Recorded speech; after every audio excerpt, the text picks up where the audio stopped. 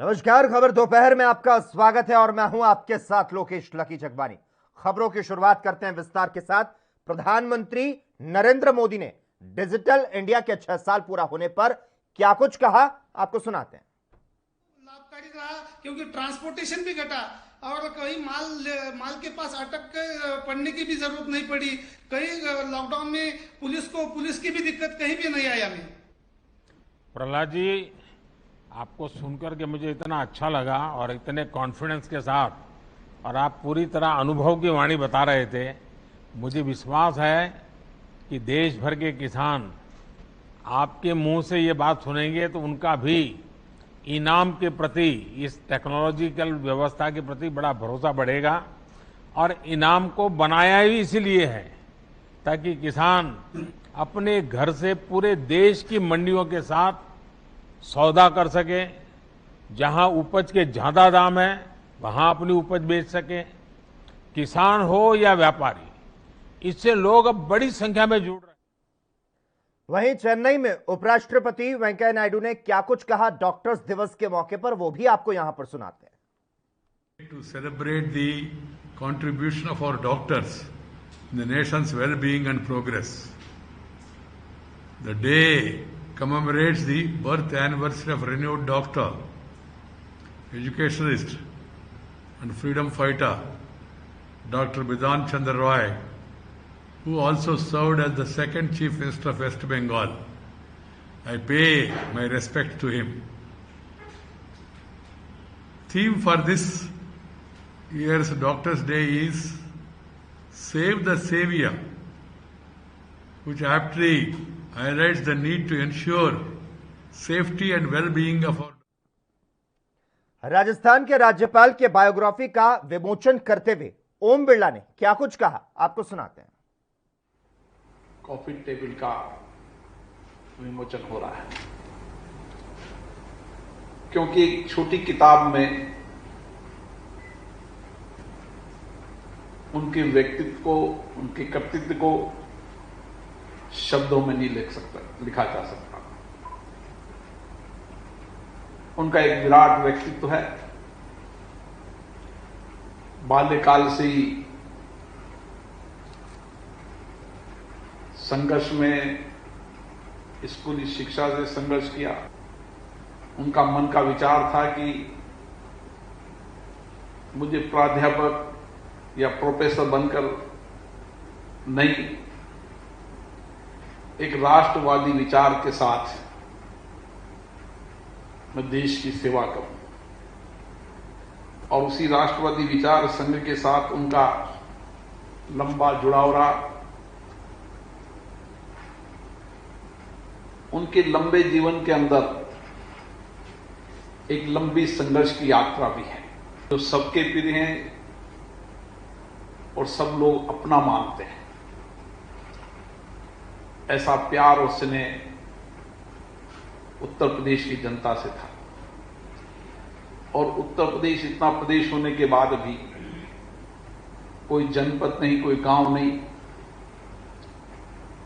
जहां महामहिम की लोकप्रियता नहीं हो। और इसीलिए इतने लंबे समय सामाजिक राजनीति जीवन में महामहिम ही ऐसे व्यक्तित्व होंगे जिनको। वहीं केंद्रीय मंत्री प्रकाश जावड़ेकर ने वन महोत्सव की शुरुआत की और वन महोत्सव की शुरुआत करते हुए उन्होंने कहा कि प्रधानमंत्री नरेंद्र मोदी के नेतृत्व में पिछले 7 साल में देश में 15,000 वर्ग किलोमीटर वन संपदा बढ़ी है। प्रकाश जावड़ेकर का दावा रहा कि भारत 2030 पेरिस समझौते के मुताबिक पेड़ पौधों और जमीन को तैयार करके 2.5 अरब टन कार्बन को स्वच्छ करने के अपने लक्ष्य को पूरा कर लेगा।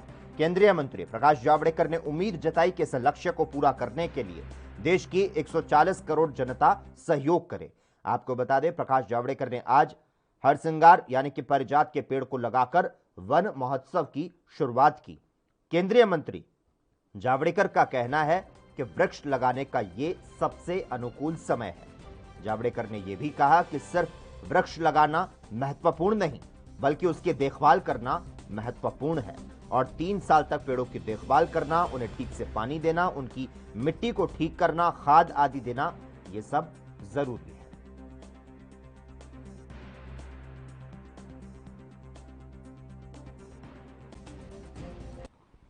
और पेड़ लगाना केवल काफी नहीं है, पेड़ को 3 साल संभालना पड़ता है। Plant a tree and ensure it's growth. पेड़ लगाना भी महत्वपूर्ण है, लेकिन पेड़ को बढ़ाना, 3 साल संभालना ज्यादा महत्वपूर्ण है। उसको नियमित पानी देना, उसकी जमीन को ठीक करना, उसको खाद देना। और जंगल में भी अभी ये वन महोत्सव शुरू होता है। जंगल में सब प्रकार के एक्शन प्लान के तहत पेड़ लगाए जाते हैं, लेकिन आज मैंने पारिजात का लगाया है, जो हरसिंगार बोलते हैं। तो पारंपरिक वृक्ष भी लगे, उपयोगी वृक्ष भी लगे, लकड़ी फर्नीचर के लिए तैयार करने वाले भी वृक्ष लगे, और मूल पारंपरिक के साथ सभी फास्ट ग्रोइंग ट्रीज भी लगे। पिछले 7 साल में मोदी जी के प्रशासन में 15,000 स्क्वायर किलोमीटर इतना वृक्ष संपदा बढ़ी है। आगे बढ़ते हैं। भारतीय सुहेलदेव पार्टी के जो अध्यक्ष हैं ओपी राजभर, उन्होंने एक अजीबोगरीब फॉर्मूले का प्रस्ताव रखा है। जी हां, ओम प्रकाश राजभर ने उत्तर प्रदेश में सत्ता बंटवारे के लिए अजीबोगरीब फॉर्मूले का प्रस्ताव रखा। उन्होंने कहा कि अगर 2022 के विधानसभा चुनाव में उनकी 10 पार्टी भागीदारी संकल्प मोर्चा सत्ता में आती है तो हर साल एक नया मुख्यमंत्री होगा, जो कि एक अलग अलग जाति का प्रतिनिधित्व करेगा। उन्होंने कहा कि उन्हें विश्वास है कि उनका मोर्चा सहज बहुमत से जीतेगा। उन्होंने कहा, मैं ये सुनिश्चित करूंगा कि गरीबों और दलितों के बीच हर प्रमुख जातीय समूह को सत्ता में हिस्सा मिले। मुझे खुद सभी पदों पर रहने और दूसरों को वंचित करने में किसी तरह की कोई दिलचस्पी नहीं है। अगर हम 2022 में सरकार बनाते हैं तो हम स्पष्ट कर देना चाहते हैं कि 5 साल के कार्यकाल में उत्तर प्रदेश में 5 मुख्यमंत्री होंगे और इनमें एक सीएम मुस्लिम, एक राजभर, एक चौहान, एक कुशवाहा और एक पटेल समाज से होगा। इसी तरह से राज्य में हर साल 5 उप मुख्यमंत्री चुने जाएंगे और 5 साल में 20 डिप्टी सीएम बनेंगे। भागीदारी संकल्प मोर्चा का स्पष्ट है कि चुनाव के बाद सरकार बनती है हम लोगों की, तो जब 22 में सरकार बनेगी तो चुनाव में 5 साल में 5 मुख्यमंत्री, एक मुसलमान एक साल राजभर, एक साल चौहान, एक साल कुशवाहा, एक साल पटेल। हम 5 साल में 5 मुख्यमंत्री और 1 साल में 4 डिप्टी सीएम, 5 साल में 5 सीएम और 20 डिप्टी सीएम देंगे। अब इसमें उनकी भी बात शामिल हो गई, तो ये उनको पता नहीं था, क्योंकि अब ये बात अंदर कमरे में तय हुई थी। तो किसी भी साथी को किसी चीज़ की कमी नहीं होगी मोर्चे में। 22 में सरकार बना करके और बहुत सी चीज़ें दी जाएंगी हैं। जब यहाँ पिछड़ों के नाम पर वोट केशव मौर्य के नाम पर उत्तर प्रदेश में लोगों ने दिया, जब सरकार बनी तो उत्तराखंड से ला करके सीएम बना दिया। आज भी सीएम बनने के लिए बेचारे कुशवाहा समाज के लोग एकदम ताक रहे हैं कि कब मिलेगा कब मिलेगा। तो इसी नाते हमने कहा कि क्यों ताका जाए, क्यों न बनाने के लिए हम जब वोटवे से बनना है तो हम सब लोग अपना वोट बना करके 1-1 साल खुद बना लिया जाए, कोई किसी को नहीं ताकेगा। क्या लगता है 2022 का जो चुनाव होगा वो जातिगत होगा? देखिए, सभी पार्टियां भाषण चाहे जो कुछ दे, सभी पार्टियां जाति के आधार पर चुनाव लड़ती हैं, जाति आधार पर टिकट बांटती हैं, जाति आधार पर मंत्री बनाती हैं, जाति आधार पर थाने पर पोस्टिंग। देखिए, बहुजन समाज पार्टी के नेता, हम उनकी कदर करते हैं। हम भी बहुजन समाज पार्टी से ही निकले हैं, ऐसा नहीं है। मायावती जी से रुष्ट होकर के आज हजारों नेता छोड़ दिए। जो स्थिति है कि मायावती जी ने कहा सब बीजेपी और बसपा से गठबंधन हुआ 6-6 महीने के लिए, और ये कहा गया कि हम लोग आगे भी इसको चलाएंगे, नहीं चला। 19 में सपा और बसपा गठबंधन हुआ 24 तक के लिए, और 1900 नहीं पूरा हुआ और लौट गया। वहीं कांग्रेस नेता नवजोत सिंह सिद्धू ने बीते दिन नई दिल्ली में राहुल गांधी, प्रियंका गांधी से मुलाकात की और अपना पक्ष रखा।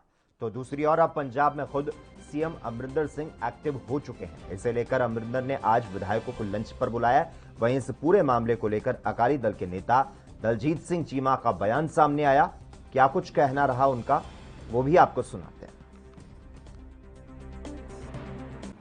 देखिए, सिद्धू साहब अपनी हाईकमांड को मिले या कैप्टन साहब अपने एमएलए को बुलाएं, उस पर हमें कोई इतराज नहीं। बात यह है कि पंजाब का एजेंडा इस सारे जो विवाद है उसमें बहुत बुरी तरह से पचड़ गया। लोगों की बात सुनने वाला इस टाइम कोई नहीं है। अब इस टाइम जो है दान का काम चल रहा है, लगाई का, तो बिजली की इतनी बड़ी शॉर्टेज है कि किसानों को दान लगाने के लिए पानी नहीं मिल रहा, खेतों के लिए घरों में इतने इतने लंबे कट लग रहे हैं कि रात को भी लोगों को आके हाईवेज के ऊपर बैठना पड़ रहा है। वनों का क्षेत्रफल बढ़ाने और जनता के बीच पौधारोपण की भावना जगाने के लिए 1 जुलाई से 7 जुलाई के बीच हर साल वन महोत्सव मनाया जाता है। इस दौरान जगह जगह कार्यक्रम आयोजित किए जाते हैं जहां पर पौधारोपण किया जाता है। इस मौके पर मुख्यमंत्री योगी आदित्यनाथ ने वन महोत्सव की शुभकामनाएं दी। मुख्यमंत्री योगी आदित्यनाथ ने कहा कि मैं वन महोत्सव की सभी को बधाई देता हूं। यह महोत्सव सिर्फ एक पेड़ लगाने तक सीमित नहीं है, बल्कि प्रकृति के प्रति अपने लगन को बताने का समय है। पूरी दुनिया जहां पर कोविड-19 महामारी से जूझ रही है, तो वहीं प्रकृति हमें उससे बचाने का काम कर रही है। पर्यावरण के साथ ही खिलवाड़ दुष्परिणाम लाता है, पूरा विश्व उसकी चपेट में आ जाता है। सीएम ने कहा कि यूपी के सभी संस्थाओं और विभाग और वन विभाग से मिलकर 30 करोड़ वृक्ष लगाने के टारगेट को पूरा किया जाएगा। प्रकृति और पर्यावरण में समन्वय और संतुलन कितना महत्वपूर्ण है, इसका अनुमान हम सब वर्तमान में लगा सकते हैं, जब पूरी दुनिया विगत 1.25 वर्ष से कोरोना महामारी से जूझ रही है। आपने इस बात को देखा होगा, प्रकृति और पर्यावरण के जितने अधिक सानिध्य में हम सब रहते हैं, विभिन्न प्रकार के रोगों से लड़ने की उतनी बड़ी क्षमता हमारे पास रहती है। अभी हमने अपने स्वयं के स्वार्थ के लिए प्रकृति के विपरीत आचरण किया और पर्यावरण के साथ खिलवाड़ किया, तो उसके दुष्परिणाम भी पूरी जीव सृष्टि को भुगतना पड़ा। और चूंकि मनुष्य इस जीव सृष्टि का सर्वश्रेष्ठ प्राणी माना गया है, इसलिए सर्वाधिक वह इसकी चपेट में भी आया है। कोरोना महामारी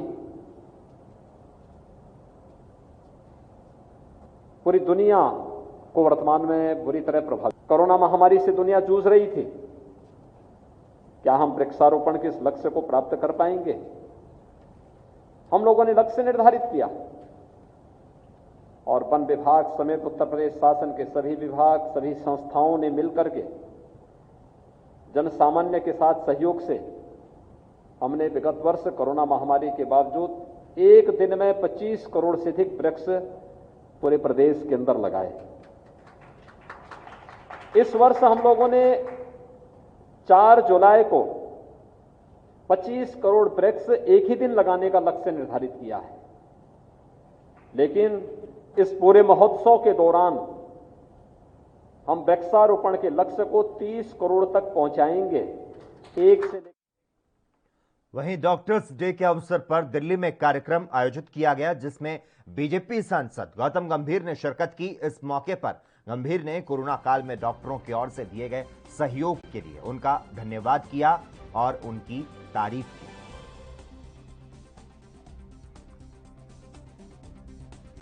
देखिए, मेरा हमेशा एक ही मानना है कि इस देश को असली हीरोज़ की ज़रूरत है। सुपरफिशियल या आर्टिफिशियल हीरोज़ की ज़रूरत नहीं है, और असली हीरो वही हैं जो यूनिफॉर्म पहनते हैं, जो आर्मी, नेवी, एयरफोर्स में, और अब जो सफ़ेद यूनिफॉर्म पहनते हैं। इन्हीं की बदौलत है कि हम ये लड़ाई लड़ पा रहे हैं, और अगर आगे आके इस लड़ाई को जीत पाएंगे। तो मुझे बहुत गर्व होता है कि आज मैंने डॉक्टर्स डे पे डॉक्टर्स के बीच हूँ, नर्सेज के बीच हूँ, हेल्थ केयर वर्कर्स के बीच हूँ। तो जितना हम इनको सम्मान दें उतना कम है।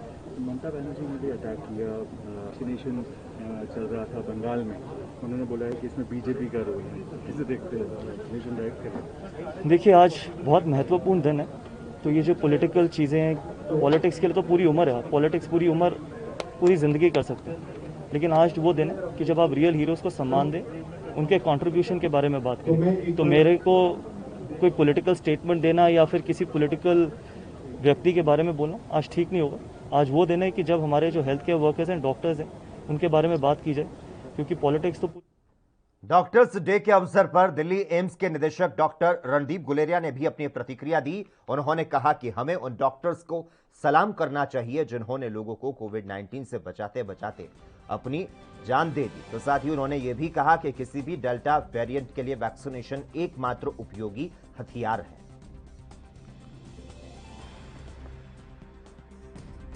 यही कहूँगा कि 1 साल से डॉक्टर जो हैं इस लड़ाई में लड़ रहे हैं, और हमें अप्रिशिएट करना चाहिए कि उन्होंने कितना काम किया है। उन डॉक्टर्स को याद करना चाहिए जिन्होंने इस लड़ाई में अपनी जान दे दी, और उनको याद करते हुए हमें ये सोचना चाहिए कि हमें ऐसी सिचुएशन क्रिएट करनी कि आगे इतने ज़्यादा केसेस ना बढ़ें, चाहे कोविड अप्रोप्रिएट बिहेवियर हो, चाहे वैक्सीनेशन हो, उसको हम पूरी तरह से आगे लेके जाएं, जिससे हॉस्पिटल्स पे स्ट्रेन कम पड़े और एडमिशन्स कम हो और डॉक्टर्स पे स्ट्रेन कम पड़े। आज हमें ये भी देखना चाहिए कि doctor, we should appreciate and respect the work doctors are doing and totally come out against violence against doctors, because वो एक बहुत बड़ा खतरा है which is demoralizing for the entire medical community. So Delta plus variant पे अभी there is not much data to suggest that it is more infectious, causing more deaths or has developed significant immune escape mechanism. लेकिन चाहे कोई भी variant हो, अगर हम Covid appropriate behaviour निभाएंगे, वैक्सीन लगाएंगे, तो we will be safe against any of the emerging variants. खबर दोपहर में खबरों का सिलसिला लगातार जारी रहेगा। हम यहां पर रुकते हैं एक छोटे से ब्रेक के लिए।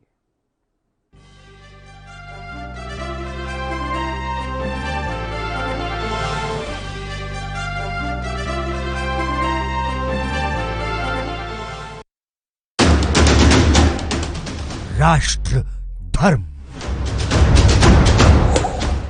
रात 8 बजे सिर्फ ANB न्यूज पर।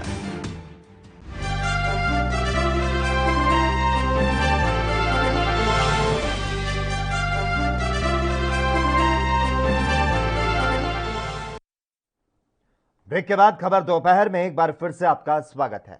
डॉक्टर डे के अवसर पर आज देश भर में लोग अपने अपने तरीके से डॉक्टरों को विश कर रहे हैं, और इस दौरान पश्चिम बंगाल के सिलीगुड़ी में कोरोना मरीजों की ओर से डॉक्टरों का धन्यवाद किया गया। उनका कहना रहा कि आज डॉक्टरों के इलाज की वजह से वो कोरोना को मात दे सके हैं।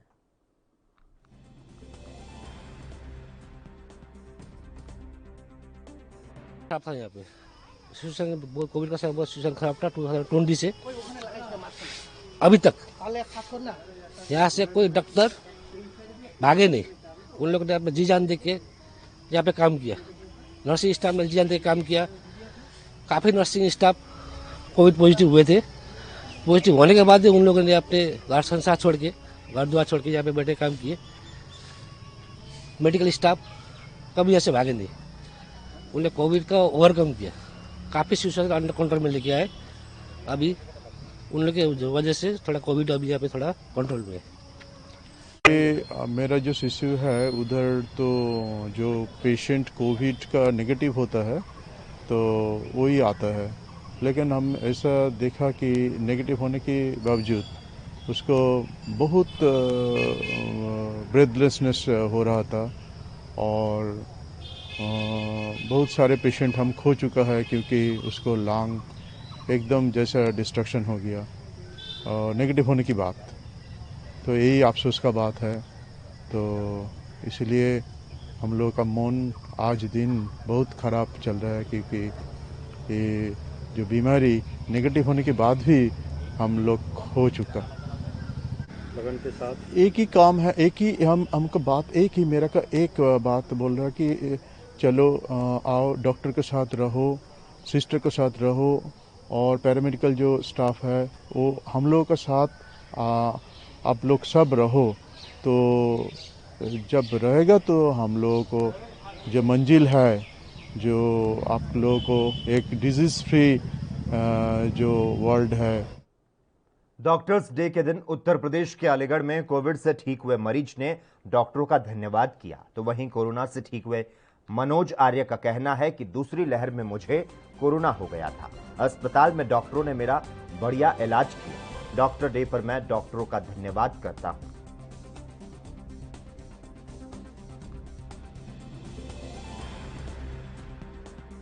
में मैं काफ़ी ज़्यादा प्रभावित हो गया था, कोरोना की चपेट में आ गया था और मेरा जो ऑक्सीजन लेवल था वो 78 हो गया था, काफ़ी कम हो गया था, सांस लेने में बहुत कठिनाई होती थी। मेरे साथियों ने मुझे दीनदयाल हॉस्पिटल में एडमिट कराया। वहाँ जी सरकारी हॉस्पिटल है, वहाँ 24 घंटे ऑक्सीजन की बहुत अच्छी व्यवस्था रहती थी, खाने पीने का बहुत अच्छा बंदोबस्त और डॉक्टरों ने बहुत बढ़िया मेरा ट्रीटमेंट किया। उसके बाद आज मुझे ये महसूस होता है कि ये मेरा दूसरा जीवन है, डॉक्टरों ने मुझे बचा लिया और डॉक्टर्स डे है आज, तो मैं डॉक्टरों का शुक्रिया अदा करना चाहता हूँ। हाँ जी, उन्होंने मेरा जीवन बचा लिया। बहुत डॉक्टरों के लिए बहुत बहुत धन्यवाद। शिवसेना नेता संजय राउत ने बढ़ती महंगाई को लेकर कहा कि दाम बढ़ते रहेंगे और जनता मरती रहेगी। उन्होंने कोरोना वैक्सीन को लेकर भी अपनी प्रतिक्रिया दी। क्या कुछ कहा, आपको सुनाते हैं। की तरफ से कोई अगर बयान आता तो हम लोग बोल सकते, लेकिन सरकार तो बोलते हैं कि ये तो अपरिहार्य है, दाम बढ़ते रहेंगे, जनता मरती रहेगी। देखिए कि एलपीजी हो, पेट्रोल डीजल हो, ये रोज़मर्रा की ज़िंदगी का हमारा हिस्सा है। जब ये दाम बढ़ते हैं तो बाकी के सब दाम बढ़ते हैं। अगर आज बीजेपी के लोग विपक्ष में बैठे होते तो पूरे सड़क जाम कर लेते, लेकिन आज आपका मुंह नहीं खोल रहा है उसके ऊपर। पब्लिक है, सब जानती है। इतना मैं कहूँगा, हमारे रिश्ते, चाहे शिवसेना हो चाहे ठाकरे परिवार हो, हमारे रिश्ते बहुत ही रिस्पेक्टफुल रहे हैं, प्यार भरे रहे और रहेंगे। देश के प्रधानमंत्री हैं, हमारा उनका कोई व्यक्तिगत झगड़ा नहीं है। मतभेद हो गए हैं पार्टी से उनके साथ, तो हम अलग हो गए, वो अलग हो गए। उसका मतलब ये नहीं कि हमारे जानी दुश्मन हो गए वो लोग। प्रधानमंत्री देश के नेता है, महाराष्ट्र को उनकी ज़रूरत है, सरकार हमारी है। संकट में है राज्य तो प्रधानमंत्री हमको मदद करेंगे। ये कहा है तो उसके ऊपर मंथन और चिंतन होना चाहिए। शिंदे साहब कांग्रेस पार्टी के सबसे पुराने सिपाही सलाहकार हैं। पार्टी के लिए बहुत संघर्ष भी किया है शिंदे से।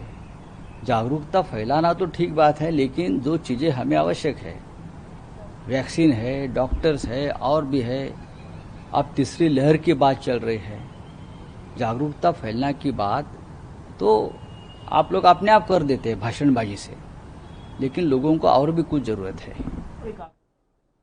बीजेपी नेता कविंद्र गुप्ता ने पीएम की हुई बैठक और ड्रोन को लेकर बयान दिया। उन्होंने क्या कुछ कहा, आपको सुनाते हैं। जून को जो बैठक हुई प्रधानमंत्री जी के साथ, उसमें सभी पार्टियों ने डिलिमिटेशन और ये लोकतांत्रिक व्यवस्था के लिए बोला था। अब मुझे लगता है कि उनकी डायरेक्शंस के मुताबिक जल्द ही यहां पर डिलिमिटेशन प्रोसेस जो ड्यू टू कोरोना रुका हुआ था, अब उसको शुरुआत की गई है। आज भी दिल्ली में एक बैठक हुई है जिसमें जो उसके मेंबर्स हैं, मेंबर पार्लियामेंट्स वगैरह, तो उसमें क्या बात हुई, लेकिन ये जो आज एक खबर मिली है कि ये जुलाई में फर्स्ट वीक में फिर से ये प्रोसेस शुरू हो रहा है, तो मुझे लगता है कि ये एक स्वागत योग्य कदम है। इतना सीधे तरीके से तो भारत की जो मजबूत एक आर्मी या हमारा जो सिस्टम है उसके साथ तो मुकाबला नहीं कर सकता। नई टेक्नोलॉजी जो उसने अपनाई है वाकई में चिंताजनक है। जो गत 2 दिन पहले एयरफोर्स स्टेशन का जो टेक्निकल एरिया था वहां पर इस प्रकार का अटैक भी हुआ, और ये जो जानकारी मिली है हमारा कालूचक और रत्नूचक के एरिया में भी इस तरह की लगता है कि उन्होंने ड्रोन भेजे थे। पहले भी बॉर्डर्स पर इस प्रकार की गतिविधियां रही, लेकिन एक सही टेक्नोलॉजी अपने आप को भी अडॉप्ट करनी होगी। और ऊपर के लेवल पर मुझे जो जानकारी मिली है कि यूएनओ लेवल पर भी इस तरह की बात हुई है। बीजेपी नेता माधव भंडारी ने देवेंद्र फडणवीस और अनिल देशमुख को लेकर प्रतिक्रिया दी। क्या कुछ कहा उन्होंने, सुनाते हैं आपको। में जो मांगे राज्यपाल महोदय के पास पत्र में रखी थी, वो सारी मांगे संवैधानिक मांगे हैं। जैसे कि विधानसभा को अध्यक्ष ना होना, ये संविधान के विपरीत है, संविधान से विपरीत है। और इतने महीने बीत गए, हम विधानसभा को अध्यक्ष नहीं देंगे, ऐसा क्यों? इसलिए वो मांग रखी थी, राज्यपाल ने उसका उल्लेख किया। और भी जो 2-3 मुद्दे हैं वो भी इसी तरीके के हैं कि जो संवैधानिक है, जो कानूनन सही है। और अगर राज्यपाल महोदय को ये ध्यान आकर्षित किया गया कि ये कानूनन मुद्दे है, ये संवैधानिक मुद्दे है, तो राज्यपाल इस पद की जिम्मेदारी यही है कि समाज शुरू हो जाती है, उनके खिलाफ कार्रवाई शुरू हो जाती है। तो उप मुख्यमंत्री अजित पवार और परिवहन मंत्री अनिल परब, इनके बारे में भी खत लिखने वाला सचिन वाजे, ये भी एक पुलिस अफसर ही है। और ये भी पुलिस अफसर है, कोई ऐसा आलतू फालतू पुलिस अफसर नहीं है, ऐसा पुलिस अफसर है कि जिसको इस सरकार ने सत्ता में आने के बाद 16 साल का उसका निलंबन जो था वो रद्द करके उसको सेवा में ले लिया और उसको अच्छा खासा पोस्टिंग दे दिया।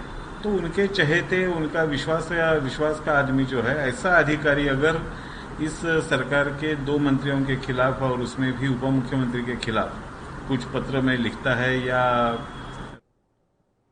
कांग्रेस नेता दीपक सिंह ने बीजेपी पर हमला करते हुए कहा कि उत्तर प्रदेश में गुंडा राज चल रहा है। उन्होंने कश्मीर को लेकर भी बयान दिया। सरकार बिना विचारे जो कश्मीर को एकदम से बंद कर दिया था, लॉकडाउन के पहले कश्मीर पूरी तरह से लॉक हो गया था। मुझे लगता है भारतीय जनता पार्टी की सरकार अदूरदर्शिता से काम करती है, जिसका खामियाजा राज्य के लोगों को भुगतना पड़ता है। देश, पूरा हिंदुस्तान कश्मीर की बेहतरी के लिए सिर्फ दुआ कर सकता है। भारतीय जनता पार्टी में जो संभव मुख्यमंत्री भारतीय जनता पार्टी को और प्रधानमंत्री को ठेंगा दिखाते हैं और जबरिया कुर्सी कब्जा रखते हैं, तो मुझे लगता है क्राइसिस भाजपा में है और कांग्रेस पार्टी में लोकतंत्र है। लोकतंत्र के हिसाब से जो अपनी बात को कहने की बात होती है, वो नवजोत सिद्धू भी कह रहे हैं और वहाँ के मुख्यमंत्री भी कह रहे हैं। उत्तर प्रदेश में भारतीय जनता पार्टी को निर्वाचन के लिए उत्तर प्रदेश की पुलिस को, उत्तर प्रदेश के प्रशासन को बधाई देता हूं। जिस तरह से लोकतंत्र की हत्या हुई, पंचायती राज अधिनियमों के हिसाब से चुनाव न कराकर पुलिस तंत्र और प्रशासन के भरोसे चुनाव कराया गया, जिसमें भारतीय जनता पार्टी को नहीं, जनपद के पुलिस और प्रशासन को बधाई कि उन्होंने भारतीय जनता पार्टी के 4.5 साल कार्यकर्ताओं की बैंड बजाई। अब उन्हें कम से कम कुछ तो दिया। वहीं केंद्रीय मंत्री मुख्तार अब्बास नकवी ने वैक्सीन को लेकर कहा कि वैक्सीन लोगों को लग रही है। उन्होंने कांग्रेस पर भी हमला बोला, सुनाते हैं आपको। वैक्सीन पर सियासी वैक्सीन चढ़ाने के ये लोग माहिर लोग हैं। इनको एक बात समझना चाहिए कि आज प्राथमिकता सियासत नहीं है, लोगों की सेहत और सलामती है। और सेहत और सलामती के लिए ईमानदारी के साथ उन्हें काम करना चाहिए। सियासत बहुत हो चुकी, सियासत बहुत कर ली। आज जो है वो देश के लोगों में दुनिया का सबसे बड़ा वैक्सीनेशन प्रोग्राम चल रहा है। आज जो है वो भारत में जो जितना वैक्सीनेशन अब तक हुआ है, दुनिया के तमाम देशों से आगे भारत चल रहा है। उसने अपनी परवाह किए बिना, खासतौर से इस पैंडेमिक पीरियड में बहुत ही प्रभावी भूमिका निभाई, बहुत ही परफेक्ट भूमिका निभाई। और साथ ही साथ उन्होंने जिस तरह से इतनी बड़ी चुनौती को, उस चुनौती पर विजय हासिल करने के संकल्प के साथ काम किया, तो उनके उस जुनून और उस जज्बे को हम सलाम करते हैं। कांग्रेस पार्टी खासतौर से जब तक जो है वो सामंती सुरूर और सत्ता के गुरूर से बाहर नहीं निकलेगी, उसे अभी भी नहीं लगता कि उसको जनता ने जो है वो सबक सिखाया है।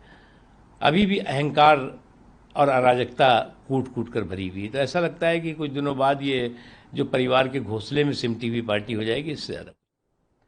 उत्तर प्रदेश के उप मुख्यमंत्री डॉक्टर दिनेश शर्मा आज आगरा के दौरे पर हैं, जहां सर्किट हाउस में पार्टी कार्यकर्ताओं से इन्होंने मुलाकात की और इस दौरान डिप्टी सीएम ने जनप्रतिनिधियों और अधिकारियों से आगरा की मौजूदा स्थिति का फीडबैक लिया।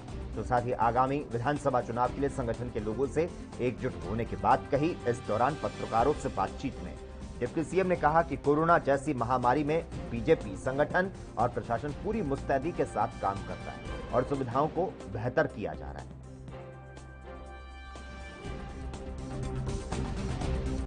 हमारे ब्लॉक हैं उनमें किस प्रकार से कोरोना संक्रमण के बचाव के उपाय किए जा रहे हैं, किस प्रकार से सरकार के प्राथमिक स्वास्थ्य केंद्र काम कर रहे हैं। अभी हमारे जनप्रतिनिधियों के साथ में बैठक हुई है।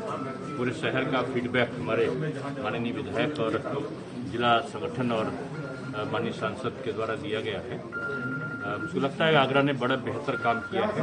कोरोना संक्रमण को रोकथाम के लिए प्रबंधन रहा है, यहाँ का एक अच्छा प्रबंधन रहा है। कुछ लोग हमारे बीच में नहीं रहे, उनके वहाँ जाने का भी कार्यक्रम है और प्राथमिक स्वास्थ्य केंद्रों का हम चुस्त दुरुस्त कर सके भविष्य में तीसरी लहर की संभावना के पहले ही, तो उसकी भी हमारी अपनी एक व्यवस्था है। पंजाब के श्री फतेहगढ़ साहिब में कोरोना के निर्देश के बाद जिला प्रशासन डॉक्टर संजीव कुमार ने फतेहगढ़ साहिब की बाजारों में सभी दुकानों की जांच की। दरअसल जिला प्रशासन विशेष वैक्सीन स्टिकर जारी कर रहा है ताकि दुकान पर आने वाला कोई भी ग्राहक बिना किसी झिझक के खरीदारी कर सके। इस दौरान एसडीएम डॉक्टर संजीव कुमार ने दुकानों की जांच करते हुए कहा कि वे बाजारों में होटल, ढाबों, डॉक्टरों, किराने का सामान, मुनियारी आदि के मालिकों और कर्मचारियों द्वारा लगवाए गए टीकों की जांच कर रहे हैं।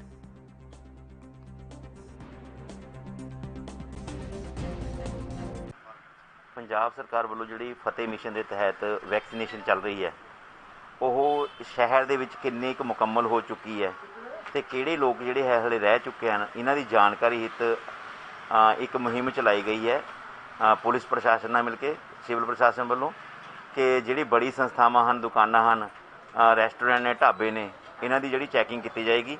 ਇਸ ਚੈਕਿੰਗ ਦਾ ਉਦੇਸ਼ ਇਹੀ ਹੈ ਕਿ ਕੋਈ ਵੀ ਜਿਹੜਾ ਹੈਗਾ ਟੀਕਾਕਰਨ ਕਰਾਏ ਬਿਨਾ ਨਾ ਰਹਿ ਜਾਏ, ਤਾਂ ਜੋ ਇਹ ਮੁਹਿੰਮ ਨੂੰ ਅਸੀਂ 100% ਸਫਲ ਕਰਨ ਲਈ ਇਹ ਚੈਕਿੰਗ ਕੀਤੀ। ਕੱਲ ਹਮਾਇੂਪੁਰ ਰੋਡ ਤੇ ਚੈਕਿੰਗ ਕੀਤੀ ਸੀਗੀ।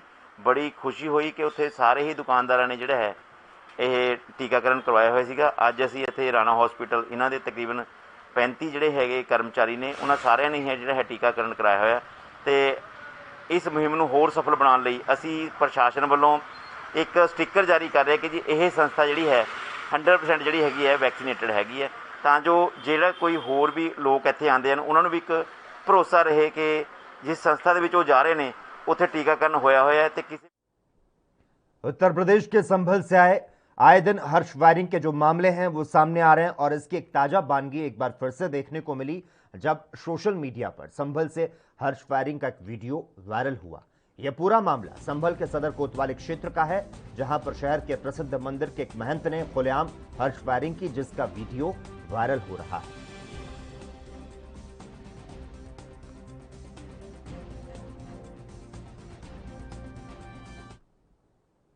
पंजाब सरकार ने होली टाउन सुल्तानपुर लोधी नगर इंप्रूवमेंट ट्रस्ट का गठन किया। इस संबंध में स्थानीय शासन विभाग द्वारा आज तत्काल प्रभाव से अधिसूचना जारी की गई। आपको बता दें कि यह पवित्र शहर के नियोजित विकास में और बुनियादी ढांचे के विस्तार में एक लंबा सफर तय करेगा, जिससे शहर में आस्था के साथ आने वाले लाखों तीर्थ यात्रियों और स्थानीय लोगों को बेहतर सुविधाएं प्रदान करने में मदद मिल सकेगी।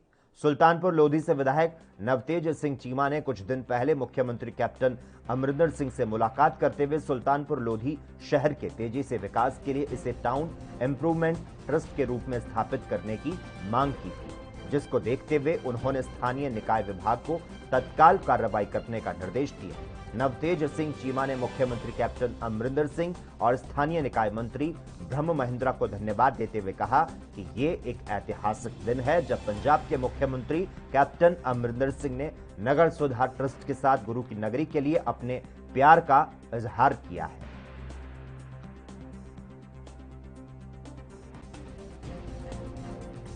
सर मानयोग मुख्यमंत्री कैप्टन अमरिंदर सिंह जी का धन्यवाद करना चाहना, जिन्हों ने जो कहा सी किया इस नगरी लिए, इस पवित्र धरती लिए। धन श्री गुरु नानक साहब जी की चरण छोह प्राप्त ये धरती है, ये ਪਹਿਲਾਂ ਵੀ ਬਹੁਤ ਖੁੱਲੇ ਦਿਲ ਨਾਲ ਸੀਐਮ ਸਾਹਿਬ ਨੇ ਡਿਵੈਲਪਮੈਂਟ ਕਰਾਈ ਆ ਤੇ ਅੱਗੇ ਵੀ ਜਿਹੜੀ ਅਨਾਉਂਸਮੈਂਟਾਂ ਕੀਤੀਆਂ ਉਹਦੇ ਟੈਂਡਰ ਲੱਗ ਰਿਹਾ, ਉਹਦੇ ਕੰਮ ਹੋ ਰਿਹਾ। ਔਰ ਜਿਹੜਾ ਇੰਪਰੂਵਮੈਂਟ ਟਰਸਟ ਦੀ ਡਿਮਾਂਡ ਕੀਤੀ ਸੀ ਅਸੀਂ ਵੀ ਇਹਦੇ ਨਾਲ ਜਿਹੜਾ ਕੰਮ ਨੂੰ ਹੋਰ ਸੌਖ ਹੋ ਜਾਂਦੀ ਆ ਤੇ ਕੰਮ ਵਧੀਆ ਤਰੀਕੇ ਨਾਲ ਜਿਹੜਾ ਹੋ ਜਾਂਦਾ। ਉਹਦੇ ਲਈ ਪੰਜਾਬ ਸਰਕਾਰ ਦਾ, ਕੈਪਟਨ ਸਾਹਿਬ ਦਾ ਖਾਸ ਕਰਕੇ ਮੈਂ ਧੰਨਵਾਦ ਕਰਦਾ ਵੀ ਸਾਡੇ ਸ਼ਹਿਰ ਨੂੰ, ਇਸ ਨੂੰ ਛੋਟੇ ਸ਼ਹਿਰ ਨੂੰ, ਪਵਿੱਤਰ ਸ਼ਹਿਰ ਨੂੰ ਅੱਜ ਇੰਪਰੂਵਮੈਂਟ ਟਰਸਟ ਦਾ ਦਰਜਾ ਮਿਲਿਆ, ਜਿਹੜਾ ਸਾਨੂੰ ਇਹ ਸਰਕਾਰ ਨੇ ਨੋਟੀਫਿਕੇਸ਼ਨ ਕੀਤਾ। ਇਹਦੇ ਲਈ ਜਿੰਨਾ ਵੀ ਅਸੀਂ ਧੰਨਵਾਦ ਕਰ ਸਕੀਏ ਉਨਾ ਹੀ ਘੱਟ। ਸਾਹਿਬ ਸ੍ਰੀ ਗੁਰੂ ਨਾਨਕ ਦੇਵ ਜੀ ਮਹਾਰਾਜ ਦੀ ਚਰਨ ਛੋਹ ਪਵਿੱਤਰ ਨਗਰੀ ਸੁਲਤਾਨਪੁਰ ਲੋਧੀ ਵਿਖੇ ਇੰਪਰੂਵਮੈਂਟ ਟਰਸਟ ਦਾ ਗਠਨ ਕਰਕੇ ਸੂਬੇ ਦੇ ਮੁੱਖ ਮੰਤਰੀ ਕੈਪਟਨ ਅਮਰਿੰਦਰ ਸਿੰਘ ਦੀ ਅਗਵਾਈ ਵਾਲੀ ਪੰਜਾਬ ਸਰਕਾਰ ਨੇ ਇੱਕ ਇਤਿਹਾਸਿਕ ਫੈਸਲਾ ਲਿਆ ਹੈ ਔਰ ਇਸ ਦੇ ਵਿੱਚ ਸਭ ਤੋਂ ਵਧਾਈ ਦੇ ਪਾਤਰ ਨੇ ਸਰਦਾਰ ਨਵਤੇਜ ਸਿੰਘ ਚੀਮਾ ਜੀ MLA ਸਾਹਿਬ, ਜਿਨ੍ਹਾਂ ਨੇ बहुत ही मेहनत सदका ये गठन ਨੂੰ ਅੱਜ शुरू करवाया है। और इस उत्तर प्रदेश के बाराबंकी पुलिस ने एक 25,000 रुपए के इनामी तस्कर को मुठभेड़ के बाद गिरफ्तार कर लिया। मुठभेड़ के दौरान बदमाशों की फायरिंग से एक कांस्टेबल घायल हुआ। इस दौरान पुलिस द्वारा की गई कार्रवाई में एक बदमाश भी घायल हो गया, जिसे पुलिस ने गिरफ्तार कर लिया है। तो वहीं उसका एक साथी अंधेरे का फायदा उठाकर भागने में कामयाब रहा, जिसकी गिरफ्तारी के लिए कॉम्बिंग जारी है। आपको बता दें, गिरफ्तार बदमाश के कब्जे से एक अवैध तमंचा और बुलेट मोटरसाइकिल बरामद की गई। फिलहाल घायल सिपाही और बदमाश दोनों को जिला अस्पताल में भर्ती कराया गया है। इस मामले में पुलिस अधीक्षक यमुना प्रसाद ने बताया कि पकड़ा गया बदमाश बेहद ही शातिर है। इसके दूसरे साथी की तलाश लगातार की जा रही है।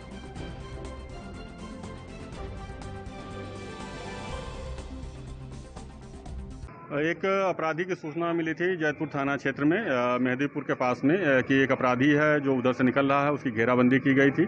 तो इस पे उसने पुलिस पे फायर किया, जिसमें हमारा एक साथी कांस्टेबल संजय सिंह घायल हुआ। काउंटर फायरिंग में अपराधी घायल हुआ। जब इससे पूछताछ की गई तो पता चला कि ये एक दुर्दांत अपराधी है, जियाउल्लाह नाम का, सन ऑफ अब्दुल सलाम, टेरा गांव का रहने वाला है। इस पे लगभग 1 दर्जन के आसपास आपराधिक मुकदमे हैं।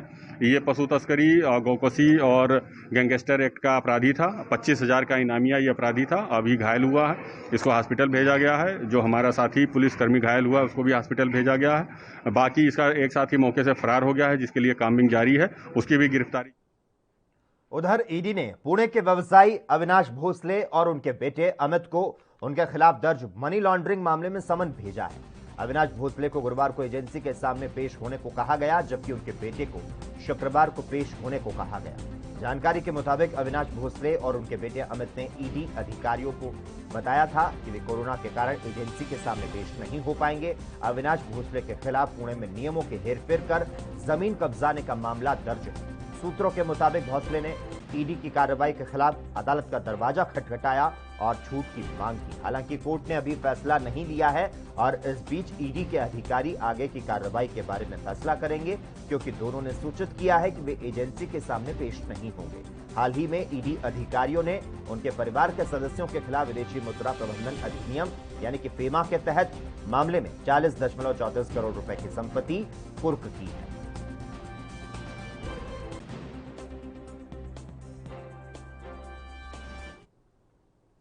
भारत को कोरोना के खिलाफ लड़ाई में जल्द ही बड़ी कामयाबी हासिल होने वाली है। जानकारी के मुताबिक Bengaluru based pharmaceutical company Zydus Cadila ने अपने वैक्सीन के आपातकालीन इस्तेमाल के लिए drugs controller general of India से अनुमति मांगी। ये वैक्सीन 12 साल से ज्यादा उम्र के लिए और इसके 3 चरण के ट्रायल जो हैं वो भी पूरे हो चुके हैं। कंपनी ने वैक्सीन के 3रे चरण के ट्रायल का डेटा जो है वो पेश किया है, जिसमें 28,000 से ज्यादा वॉलंटियर ने भाग लिया था। आपको बता दें, ये दुनिया की पहली डीएनए वैक्सीन होगी जिसमें वायरस के आनुवांशिक कोड होते हैं।